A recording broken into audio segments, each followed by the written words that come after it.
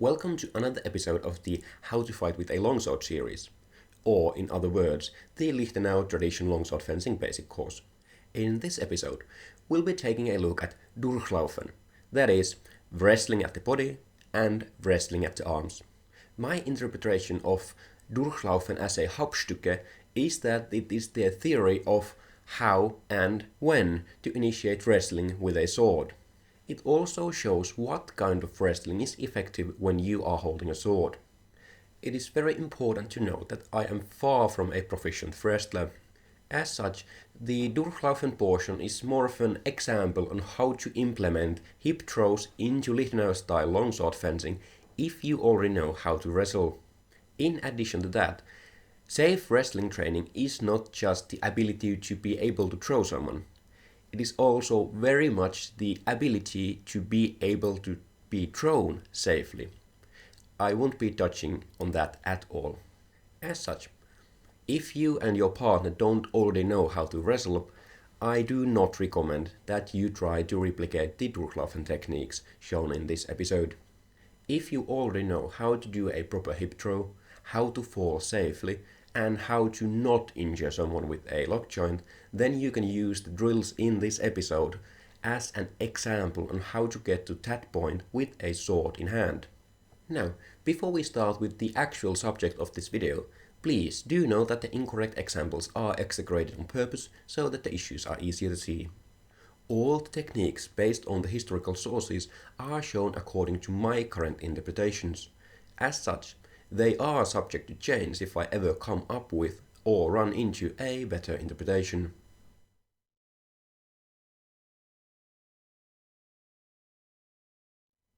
Let's get to the first body wrestling. When it comes to body wrestling, how to specifically close in for a throw is up to two things. To which side of you your opponent is and which foot they have forwards. Naturally, if your opponent is more or less directly in front of you, throwing to both sides will work just fine. You can also do all of these techniques without swords. This naturally removes the risk of falling on a sword. To do this, both fencers should have their arms straight and then place their hands together. This simulates a bind close to the cross. Let's start with a technique for when your opponent is pushing towards your dominant side and they have their dominant foot forwards. In the starting position, both fencers stand in vom Tag at a passing step distance. The coach cuts an Oberhau at the trainee's head. The trainee parries. The coach pushes in with an advancing step. They must push towards the trainee and up. The trainee lets go of their sword with their dominant hand. They take a passing step with their dominant foot so that their head goes under the swords. The trainee's dominant foot should be somewhere behind the coach's dominant foot. Simultaneously, the trainee wraps their dominant arm around the front of the coach, grabbing them at the waist. From this position, the trainee throws the coach over their leg by rotating towards their non-dominant side. It is important that the trainee has their hip lower than the coach does.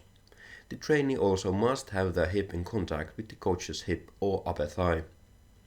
Return to the starting position and repeat.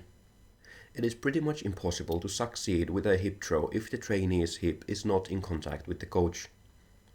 The same is true if the trainee has their hip higher than the coach does. Think of the throwing motion as a rotation towards the non-dominant side. If you try to throw the coach by bending at the waist, it can be extremely difficult. Next, a situation in which the coach is pushing towards the dominant side of the trainee with the non-dominant foot forwards. In the starting position, both fencers stand in vom Tag at a passing step distance. The coach cuts an Oberhau at the trainee's head. The trainee parries. The coach pushes in with a passing step. They must push towards the trainee and up. The trainee lets go of their sword with their dominant hand. They take a passing step with their dominant foot so that their head goes under the swords. The trainee's left foot should be in the front of the coach's dominant foot. You can think of stepping the dominant foot between the coach's legs. Simultaneously, the trainee wraps their dominant arm around the back of the coach. From this position, the trainee throws the coach over their leg by rotating towards their dominant side.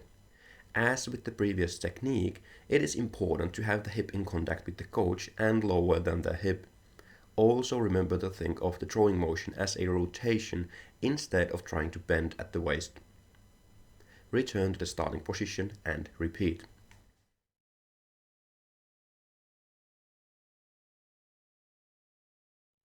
Then to the techniques when the coach is more towards the non-dominant side of the trainee. In the first one, the coach has their non-dominant foot forwards. In the starting position, both fencers stand in fluke at a passing step distance. The coach is in a dominant side fluke, the trainee in non-dominant side fluke. The coach thrusts with a passing step. The trainee parries to their dominant side. The coach pushes in with a passing step. They must push towards the trainee and up. The trainee lets go of their sword with their non-dominant hand and hooks the coach's forearms with the pommel. This is done by turning the sword so that you get the pommel over the coach's forearms. Then move the coach's hands towards your dominant side. The trainee takes a passing step with their non-dominant foot so that the leg is on the coach's non-dominant side. You can think of stepping the non-dominant foot in front of and past the coach's front leg. Simultaneously, the trainee wraps their non-dominant arm around the back of the coach, grabbing them at the waist. From this position, the trainee throws the coach over their leg by rotating towards their dominant side. As with the previous techniques, it is important to have the hip in contact with the coach and lower than the hip. Also remember to think of the throwing motion as a rotation instead of trying to bend at the waist. Return to the starting position and repeat. Finally, the coach has their dominant foot forwards. In the starting position, both fencers stand in fluke at a passing step distance. The coach is in a dominant side fluke, the trainee in non-dominant side fluke. The coach thrusts with a passing step. The trainee parries to their dominant side. The coach pushes in with an advancing step. They must push towards the trainee and up. The trainee lets go of their sword with their non-dominant hand and thrusts the coach's arms towards their dominant side with the hilt. The trainee takes a passing step with their non-dominant foot so that the leg is behind the coach's front leg. Simultaneously, the trainee wraps their non-dominant arm around the front under the coach's arms. From this position, the trainee throws the coach over their leg by rotating towards their non-dominant side. Return to the starting position and repeat.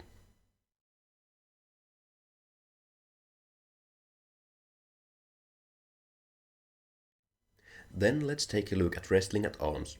This is a joint lock, so be very careful. It is rather easy to seriously injure someone with this if you are not careful.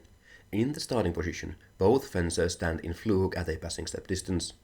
The coach is in a dominant side fluke. The coach thrusts. The trainee parries towards their non-dominant side.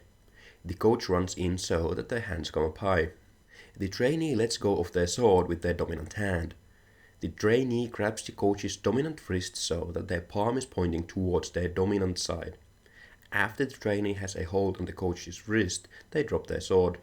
After dropping the sword, the trainee places their non-dominant hand's palm on the coach's dominant side upper arm just above the elbow. The trainee takes a passing step so that they end up with their non-dominant leg between the coach's legs. The trainee turns so that they have their back towards the coach. Simultaneously, they bring the coach's hand towards their dominant side and use their non-dominant hand to bring the coach's elbow above their shoulder.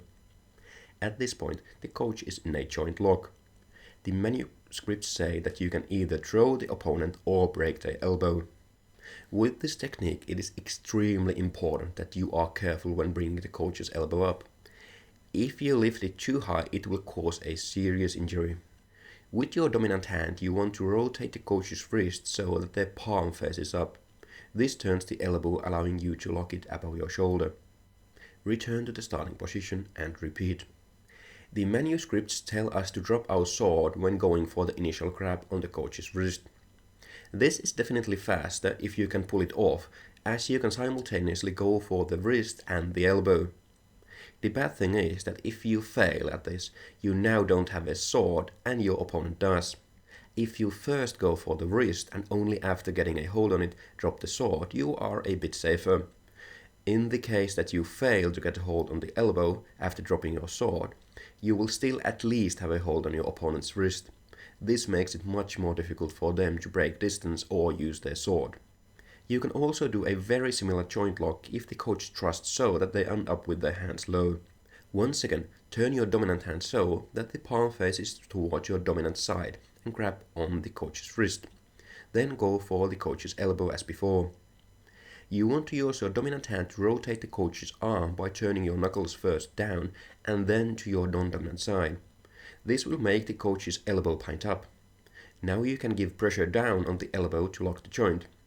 Once again, be extremely careful with this exercise. Return to the starting position and repeat.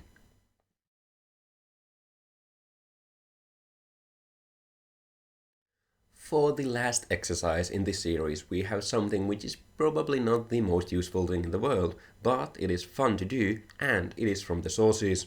Even though this is the last exercise in the whole series, please remember that there are still 2 episodes left. In the next episode, we'll be talking about sparring, and in the last episode, we'll be talking about the historical sources. The starting position doesn't matter as long as the fences end up in an equal bind. In this example, both fences are in fluke and then close into an equal bind. The trainee lets go of their sword with their non-dominant hand. They turn the hand so that the thumb is pointing down and the palm towards their non-dominant side. They grab a hold on both of the swords at where they cross. Then the trainee pulls their non-dominant hand towards their non-dominant shoulder while holding onto the blades. Simultaneously, they hook the coach's wrists with the hilt of their sword. This is done by bringing the hilt past the coach's hands from the trainee's non-dominant side and then bringing the hilt over the coach's wrists. Finally, yank with the dominant hand up and back and simultaneously take a passing step backwards. This leaves the trainee with both of the swords. Return to the starting position and repeat. If you don't take a passing step backwards, disarming your opponent will be very difficult. You want to take an explosive passing step backwards to make use of the rotation and your body weight to yank the sword out of the coach's hands. You also want to pull the sword back and up. I think of trying to bring my dominant hand high over my dominant shoulder. It is likely that you fail to disarm the coach if you just try to pull the swords back at chest level or lower.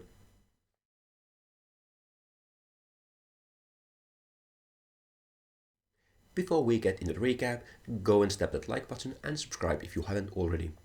Durchlaufen as a Hauptstücke is the theory of how and when to initiate wrestling when you have a sword. It also explains what kind of wrestling is effective with a sword. The common wrestling moves used with a sword are hip throws, elbow locks, and disarms. To safely practice hip throws, it is also important that the coach knows how to fall safely. Be extremely careful with joint locks.